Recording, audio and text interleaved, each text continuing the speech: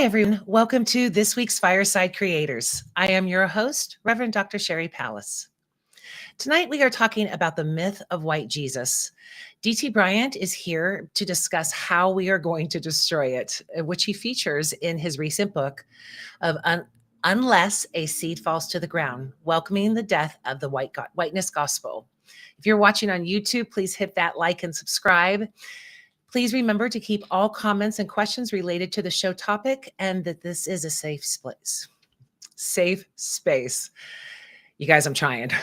I still can't move, but we're here. So I want to talk to you all and I appreciate you all.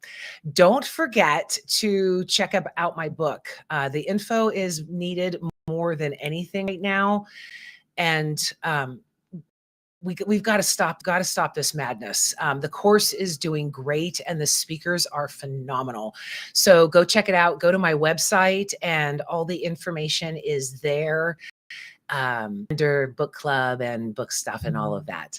We need more love, justice, and action to make this a more loving world. And I hope that these sources will do it for you, as well as our guest tonight. Okay, so let's meet our guest and get smarter. Ooh, I'm trying.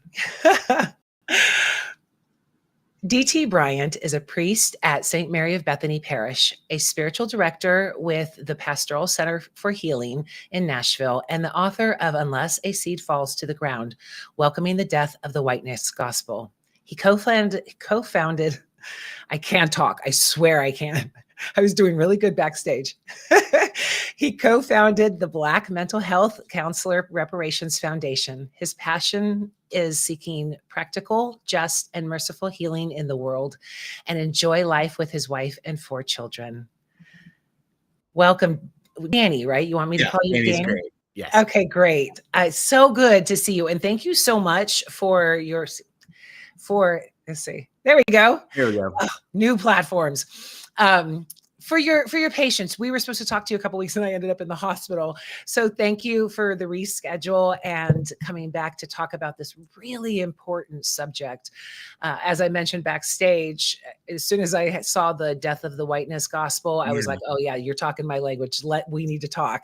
So I'm so glad you're here. Thank you for taking the time to do so. Glad to be here. Thank you. So let's start at the beginning. What prompted you to write this book? Yeah, so my own story, I grew up in Southern California, and when I was a freshman in high school, a cult leader relocated 400 people from Chino, just outside of LA County, San Bernardino County, to Nashville. And so my family followed this guy. They were born into it. Grandparents were born into it. What was the cult? It wasn't a real good one. The good ones moved to California, not away from it. But it was an offshoot of Pentecostalism. Okay. And we called ourselves Christian Gospel Temple, and we were part of something called the Gospel Assemblies, or we called ourselves the Body of Christ. Odd.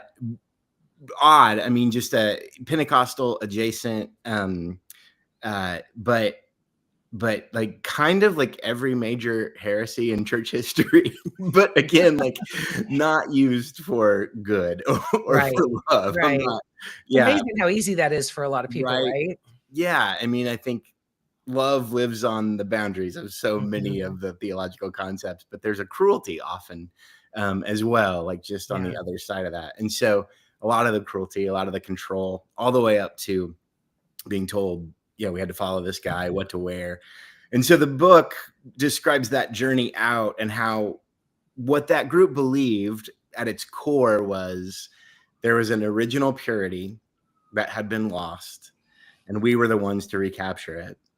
And as I left that, I found myself joining movements that always had that same lie at its core. So I was in the Presbyterian Church in America, which split from the Presbyterian United States of America Church. And I was in the Anglican Church in North America, which split from the Episcopalians. And it's just this insatiable, insatiable replication that a friend of mine who is he's in med school and he's a recording artist and a musician. So he has these incredible insights. And he has this scientific brain, but we were talking one time and he said he pointed out it's a lot like cancer, this insatiable replication. It metastasizes. And he said, and this was really a launch for the book. He said, cancer in its most basic form is a cell that refuses to die.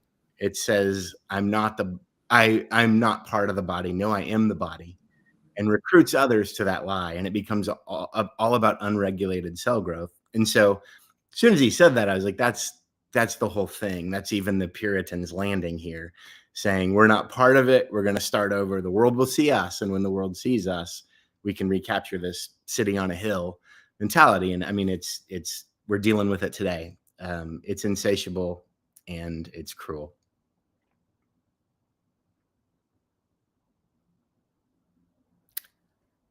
I might be, you're frozen. I don't know if I am.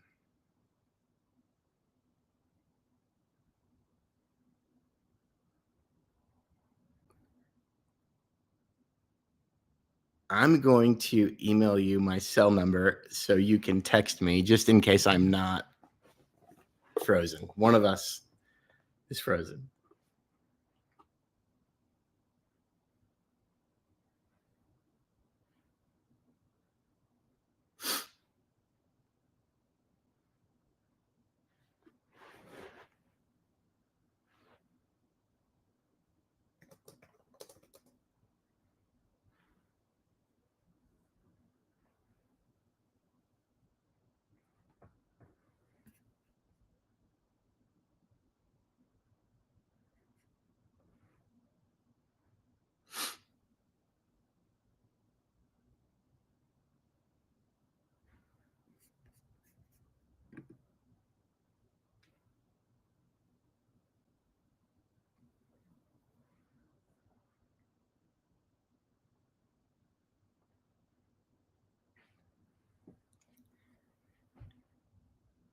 My cell number is 615-390-8537. If anybody wants to text question, a comment, a concern, just a hey, let me know if I'm frozen or if Sherry is frozen.